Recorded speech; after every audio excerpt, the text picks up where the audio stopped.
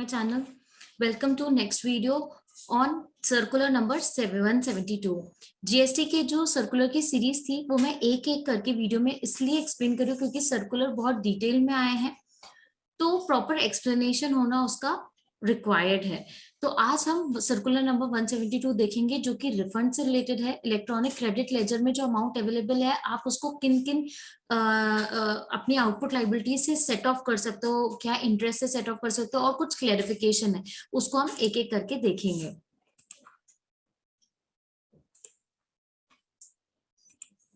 तो सर्कुलर 172 भी क्लैरिफिकेशन से रिलेटेड है जिसमें वेरियस इश्यूज को समझाया गया। कौन कौन से इश्यूज है? Refund claim by recipient of supplies regarded as deemed export. Deemed export के टाइम पे जो रिफंड है उसको कैसे डील करना है ये बताया गया है।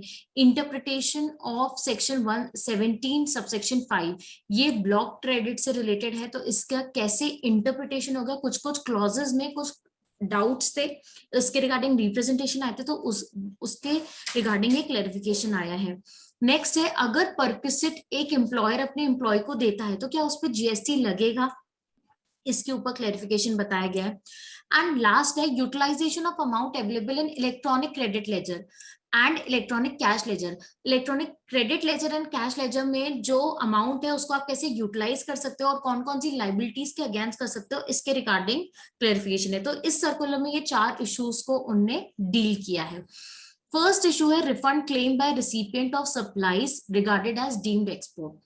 डीम्ड एक्सपोर्ट के केस में जो हमें रिफंड मिलता है, जो टैक्स पे करते हैं ऑन सप्लाईज, उसका जो रिफंड है वो पोर्टल में आईटीसी का जो टेबल नंबर 4 है उसी में ही क्लेम करते। तो उसमें बताया गया है जब आप एज आईटीसी रिफंड लेते हैं तो क्या सेक्शन 17 किससे रिलेटेड है? ये है apportionment and block credit. ITC जो जीएसटी एक्ट में हम क्लेम कर सकते हैं अगेंस्ट आवर लाइबिलिटी, वो पूरी की पूरी अलाउड नहीं होती। कुछ कुछ कंडीशंस हैं जिसमें हमें अपॉर्शनमेंट प्रोपोर्शनेट करना पड़ता है अगर आपकी टैक्सेबल सप्लाई भी है, एग्जाम सप्लाईज भी है।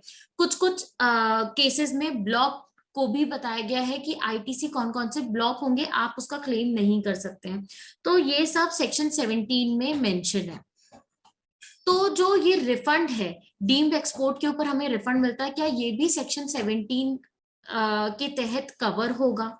तो बताया गया है the refund in respect of deemed export supply is the refund of tax paid on such supply. However the recipient of deemed export supply were facing difficulties on the portal to claim refund of tax paid due to requirement of the portal to debit the amount on claim from electronic credit ledger। ये जो refund है export में, ये जो हम refund claim करते हैं ये पोर्टल डेबिट करता है इलेक्ट्रॉनिक क्रेडिट लेजर से।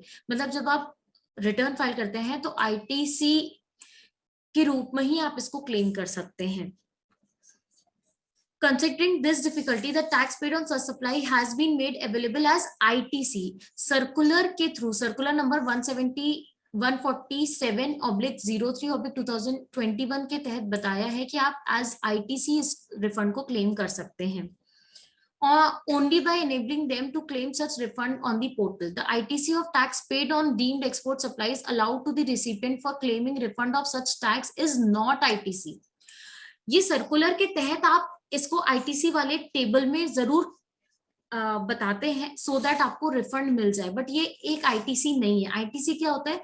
जो हम परचेज करते हैं, हम जो इनवर्ट सप्लाईज है हमारी, उस पे जो जीएसटी पे करते हैं वो हमारी आईटीसी होती है। तो ये हमारी इनवर्ट सप्लाई के ऊपर टैक्स नहीं है, ये है एक्सपोर्ट जो हमने किया उस पे जो टैक्स पे किया है। तो इसलिए ये आईटीसी नहीं है। अब जब ये आईटीसी नहीं है तो इसमें सेक्शन 17 भी अप्लाई नहीं होगा। Whether the ITC availed by the recipient of deemed export supply by claiming refund of tax paid on supplies regarded as deemed export is to be included in net ITC for computation of refund unutilized ITC under Rule 89 sub-rule 4 and 89 sub-rule 5 of CGST Act।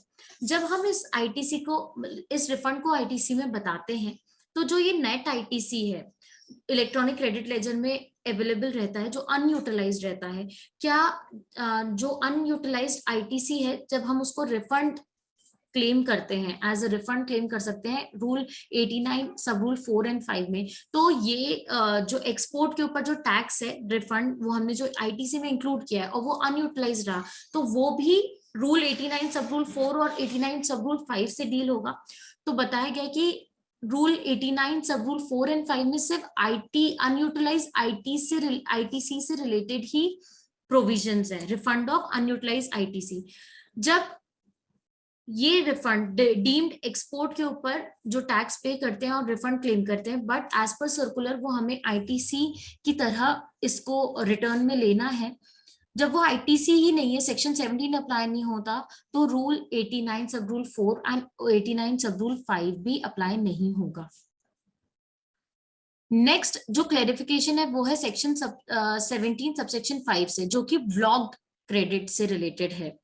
ये section में सारे block credit को explain किया गया है कि कौन कौन से ऐसे इनवर्ट सप्लाई है जिसके ऊपर आप जब जीएसटी पे करते हैं तो उसका क्लेम आप नहीं ले सकते, वो ब्लॉक्ड है, इनएलिजिबल है।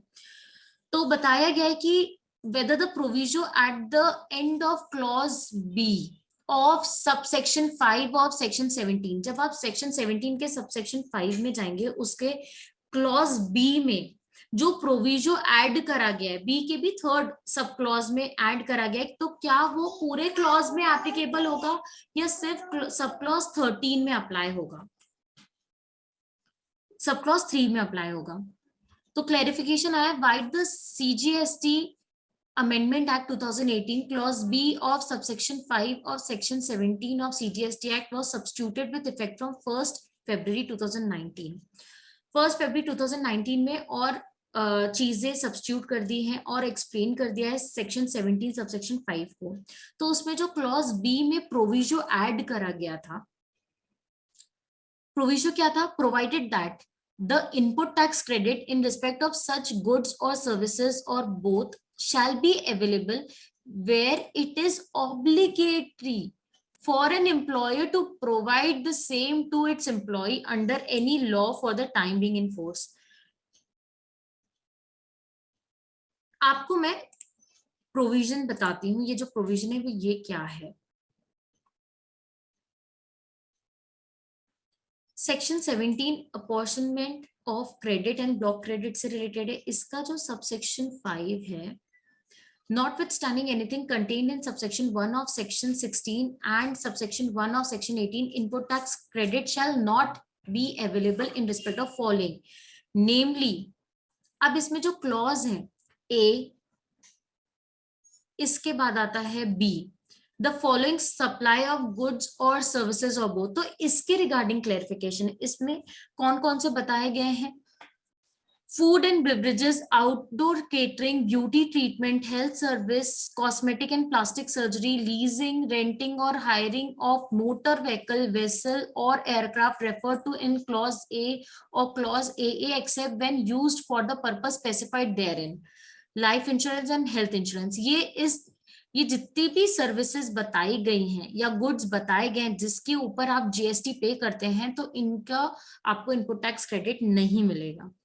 Provided that the input tax credit in respect of such goods कौन से, ये सारे, और services or both shall be available, मिलेंगे आपको, बट कंडीशन क्या है, where an inward supply of such goods or services or both is used by registered person for making an outward taxable supply of the same category of goods or services or both or an element of taxable composite or mix supply.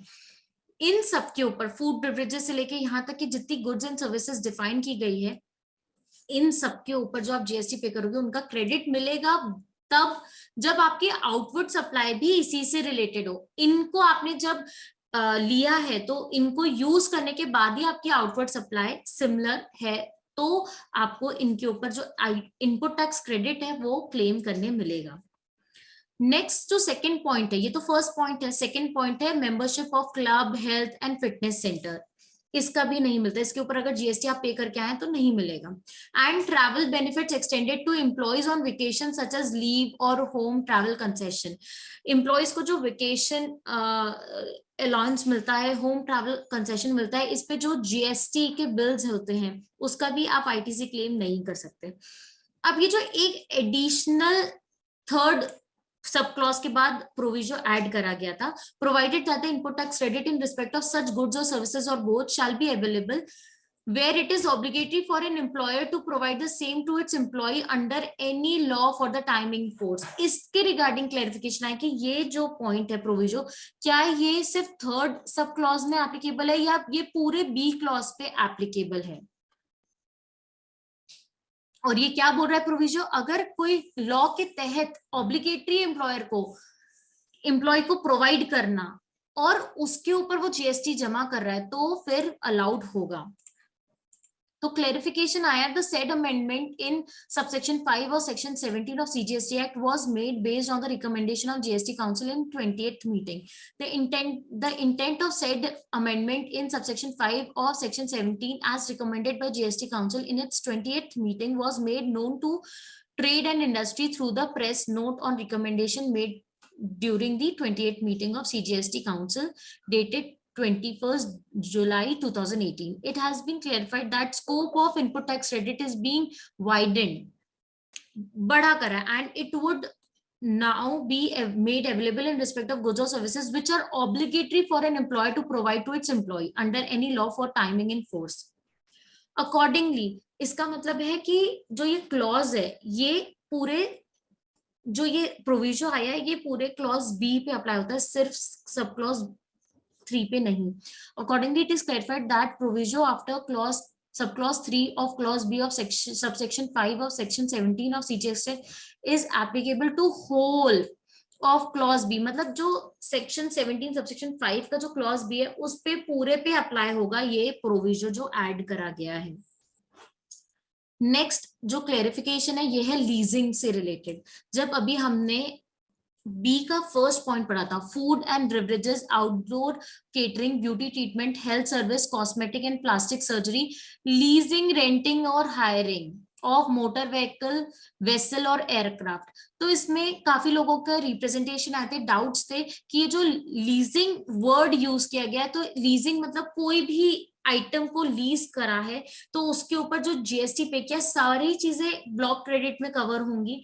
तो clarify किया गया है कि यहाँ पर जो leasing, renting and hiring बताया गया है ये स्पेशली मोटर व्हीकल, वेसल और एयरक्राफ्ट से रिलेटेड है। तो इसलिए जो लीजिंग वर्ड है, अगर मोटर व्हीकल को लीज करा गया है, वेसल को, एयरक्राफ्ट और उस पर जीएसटी पे किया गया तो आपको उसके ऊपर नहीं मिलेगा क्रेडिट।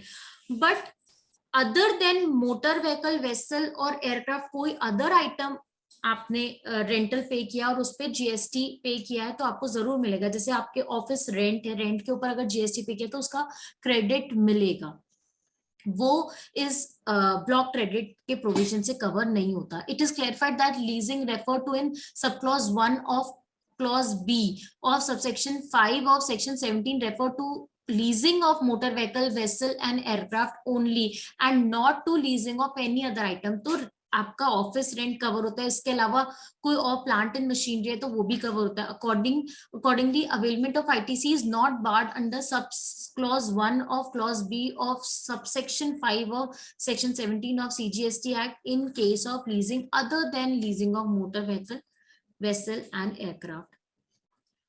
अब नेक्स्ट जो क्लैरिफिकेशन है वो परक्विसिट्स है। परक्विसिट्स जो एम्प्लॉयर एम्प्लॉय को प्रोवाइड करते हैं एज पर कॉन्ट्रैक्चुअल एग्रीमेंट। कौन से contractual agreement? Employee employer relationship में अगर कोई परक्विसिट प्रोवाइड किया जाता है तो वो क्या ब्लॉक क्रेडिट में आएगा, क्या उस पर जीएसटी अप्लाई होगा? तो बताया गया है कि शेड्यूल 3 में services by employee to employer in course of or in relation to his employment covered होते हैं। मतलब एम्प्लॉय एम्प्लॉयर रिलेशनशिप शेड्यूल 3 में कवर्ड है और जिसपे जीएसटी नहीं लगता। शेड्यूल 3 में जो लिस्ट है उस पे जीएसटी नहीं अप्लाई होता, वो जीएसटी के परव्यू से बाहर है। तो कोई परक्विसिट अगर एम्प्लॉय एम्प्लॉयर रिलेशनशिप में एम्प्लॉयर अपने एम्प्लॉय को प्रोवाइड करता है तो वो भी जीएसटी के परव्यू से बाहर है, will not be subjected to GST. Last जो क्लेरिफिकेशन है वो है electronic credit ledger and electronic cash ledger for payment of tax and other liability. Electronic credit ledger and cash ledger में जो अमाउंट अवेलेबल है आप उसको कैसे यूटिलाइज कर सकते हो, कौन से टैक्सेस के अगेंस्ट, कौन सी लायबिलिटी के अगेंस्ट, इससे रिलेटेड बताया गया है। तो क्लैरिफिकेशन के लिए जो इशू था वो था whether the amount available in electronic credit ledger can be used for making payment of any tax under GST law। तो यहाँ पर बताया गया है कि जो क्रेडिट लेजर का यूटिलाइजेशन है वो सेक्शन 49 सबसेक्शन 4 से रिलेटेड है। इसमें बताया गया the amount available in electronic credit ledger may be used for making any payment towards output tax under CGST act or integrated goods and Service Tax Act 2017 subject to the provision relating to order of utilization। और utilization जो manner बताया गया है कि सबसे पहले कौन से CGST को सेट ऑफ करना है, SGST को सेट ऑफ करना है, IGST को, ये मैनर कहाँ बताया गया है, सेक्शन 49B में, रेड विथ रूल 88A। तो इसके अकॉर्डिंग आप जीएसटी की जो आउटपुट लाइबिलिटी है वो तो सेट ऑफ कर सकते हो, बट अगर आपकी जीएसटी की इंटरेस्ट की लाइबिलिटी है, पेनल्टी है, फीस है, तो वो आप इलेक्ट्रॉनिक क्रेडिट लेजर से सेट ऑफ नहीं कर सकते। और इसके साथ साथ अगर आरसीएम है, आरसीएम के ऊपर अगर टैक्स लाइबिलिटी आपको पे करनी है तो वो जो टैक्स लाइबिलिटी है वो भी आप इलेक्ट्रॉनिक क्रेडिट लेजर से नहीं पे कर सकते, क्योंकि ये भी एज पर सेक्शन बताया गया है। कौन से सेक्शन में बताया गया है? Further, output tax in relation to taxable person, that is a person who is registered or liable to be registered under section 22 or section 24 of CGST Act, is defined in clause 82 of section 2 of CGST Act as the tax chargeable on taxable supply of goods or services or both, but exclude tax payable on reverse charge mechanism। तो section 2 subsection 82 में reverse charge mechanism के ऊपर जो tax पे करते हैं उसके भी आप क्रेडिट नहीं ले सकते। तो जो क्लैरिफिकेशन है वो क्या है, जो आपका आउटपुट टैक्स लायबिलिटी है बस आप उसी को यूटिलाइज कर सकते हो अगेंस्ट इलेक्ट्रॉनिक क्रेडिट लेजर। आपके इलेक्ट्रॉनिक क्रेडिट लेजर में जो भी आईटीसी अमाउंट है वो आपकी output liability other than RCM है उससे आप सेट ऑफ कर सकते हो, बट इंटरेस्ट है, पेनल्टी है, कोई फीस है, उसका यूटिलाइजेशन आप इलेक्ट्रॉनिक क्रेडिट लेजर से नहीं कर सकते, उसको आपको कैश में ही पे करना है।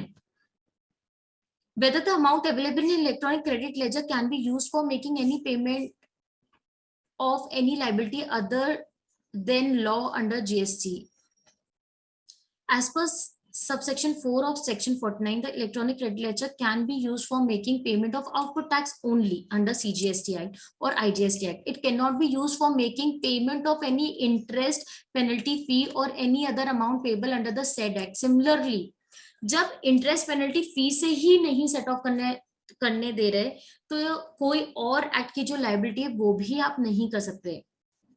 Similarly, electronic credit ledger cannot be used for payment of earnest refund sanctioned to the taxpayer where such refund was sanctioned in cash। Next है whether the amount available in electronic cash ledger can be used for making payment of any liability।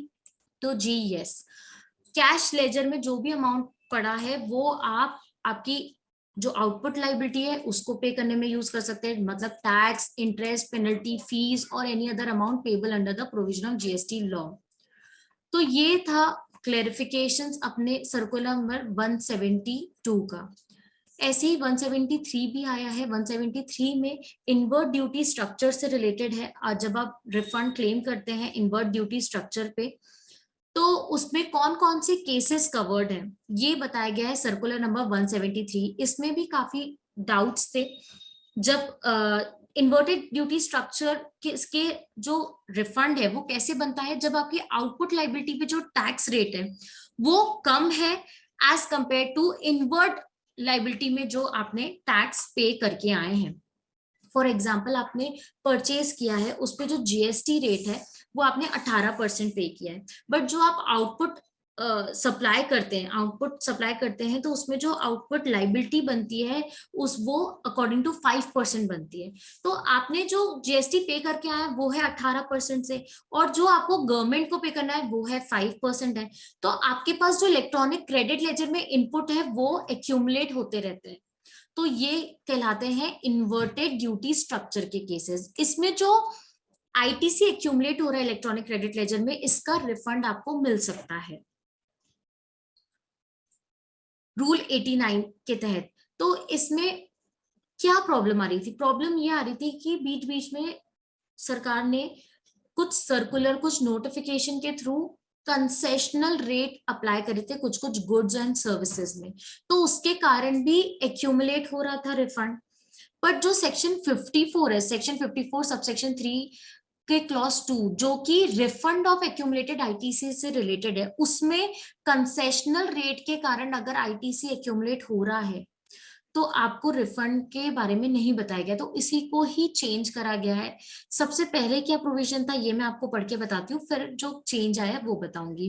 Refund of accumulated ITC as in terms clause 2 of subsection 3 of section 54 of CGST Act is available where the credit has accumulated on account of rate of tax on input being higher, जो हमारे case में 18% था, then the rate of tax on outward supply जो कि 5% है।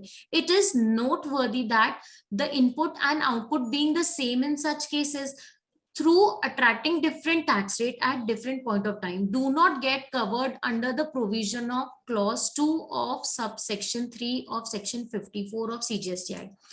It is hereby clarified that refund of accumulated ITC under clause 2 of subsection 3 of section 54 of CGST Act would not be applicable in case where the input and output supplies are same. The matter has been examined. The intent of para 3.2 of circular 135 was not to cover those cases where the supplier is making supply of goods under a concessional notification and the rate of tax of output supply is less than the rate of tax of input supply at the same point of time due to supply of goods by supplier under such concession notification. Therefore, it is clarified that in such cases, refund of accumulated input tax credit on account of inverted structure as per clause 2 of subsection 3 of section 54 of CGST Act 2017 would be allowed in case where accumulation of input tax credit is on account of rate of tax on output supply being less than the rate of input same goods होने चाहिए output और input में at the same point of time as per some concessional notification. तो concessional notification के through अगर rate कम भी हो रहे हैं, वो अप्लाई हो रहे हैं, तो तब भी ये केस कवर हो जाएगा refund of inverted duty structure पे। तो इसी के लिए ही जो सब्स्टिट्यूट करा गया है वो पैराग्राफ क्या है, इट 3.2 में it may be noted that refund of accumulated ITC in terms of clause 2 of first provision to subsection 3 of section 54 of CGST Act is available where the credit has accumulated on account of rate of tax on input being higher than the rate of tax on output supply। जो हमारे case में input था उसमें 18% था और output में 5%। It is noteworthy that the input and output being the same in such case through attracting different tax rate at different point in time do not get covered under। ये पहले provision था, अब क्या substitute कर दिया, there may however be case where though input and output are same but output supply are made under concessional notification। Output के time पे कुछ कंसेशनल नोटिफिकेशन के थ्रू रेट कम हो गया है, due to which the rate of tax on output supply is less than the rate of tax on input. In such cases as the rate of tax of output supply is less than the rate of tax on input at the same point of time due to supply of goods by supplier under such concessional notification, the credit accumulated on account of same is admissible for refund under the proviso of clause 2 of first proviso to subsection 3 of section 54 other than the case where outward supply is nil rated or fully exempt and also provided that supply of such goods or services are not notified by government for their exclusion from refund of accumulated ITC। अगर आपकी outward supply में जो goods या services है वो निल rate पे fall कर रही है, एग्जेम्प्ट है, तो उस केस में आपको रिफंड नहीं मिलेगा। रिफंड कब मिलेगा, जो आपने इनवर्ट सप्लाई ली है गुड्स या सर्विसेज की और जो आप आउटवर्ड सप्लाई कर रहे हैं गुड्स या सर्विसेज की, वो दोनों सेम होने चाहिए। दोनों में रेट में फर्क है क्योंकि इन्वर्ट का रेट ज्यादा है और आउटवर्ड का रेट कम है, ये इन्वर्टेड ड्यूटी स्ट्रक्चर में फॉल करता है। बट अगर आउटवर्ड सप्लाई के टाइम पे आपके जो गुड्स और सर्विसेज का रेट है वो ड्यू टू कंसेशनल नोटिफिकेशन कम है और उसके कारण आपका आईटीसी एक्यूमुलेट हो रहा है, तो वो भी रिफंड के लिए एलिजिबल है। बट अगर निल रेटेड है या फुल्ली एग्जेम्प्ट है तो इन दैट केस रिफंड नहीं मिलेगा। तो ये दो सर्कुलर थे जो मैंने अपने इस वीडियो में एक्सप्लेन किया, 172 एंड 173। नेक्स्ट वीडियो में मैं आपको 174 सर्कुलर, जो कि मैनर प्रिस्क्राइब कर रहा है रीक्रेडिट इन इलेक्ट्रॉनिक क्रेडिट लेजर, कैसे कर सकते हैं रिक्लेम आप क्रेडिट को, वो 175 में एक्सपोर्ट ऑफ इलेक्ट्रिसिटी से रिलेटेड जो रिफंड है उसको कैसे डील करना है, एंड लास्ट में है विड्रॉल ऑफ सर्कुलर नंबर 106। तो ये जो 3 सर्कुलर है ये मैं अपने नेक्स्ट वीडियो में कवर करूंगी, एंड उसके बाद में जितने भी ब्लॉक क्रेडिट्स हैं जीएसटी में, रिवर्सल के प्रोविजंस हैं, वो मैं एक वीडियो में लाऊंगी, सो दैट आपके जो जीएसटीआर 3B है आप अच्छे से फाइल कर पाए with clarity of these provision, कि रिवर्सल क्या कौन कौन से हैं, इनएलिजिबल क्रेडिट्स कौन कौन से हैं, ब्लॉक क्रेडिट्स कौन कौन से हैं। तो तब तक के लिए प्लीज मेरे चैनल को लाइक करें, सब्सक्राइब करें, इस वीडियो को लाइक करें। Thank you.